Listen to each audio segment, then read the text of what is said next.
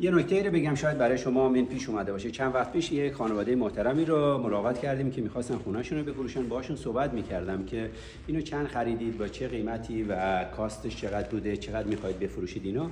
متوجه شدیم که اینها در زمان خرید حدود $300,000 بیشتر این پرداخت کردن. پرسیدم این چی هست؟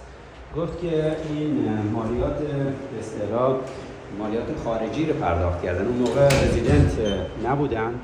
با توجه به اینکه رزیدنت نبودن، این قانون از سال 2017 اومد که اونایی که رزیدنت نیستن باید مالیات خارجی بدن. حالا این درصداش عوض شد، اما چیزی که بود اینا بعد از 1-2 سال پرمننت رزیدنت شدن، یعنی اقامت دائم خودشون رو گرفتن.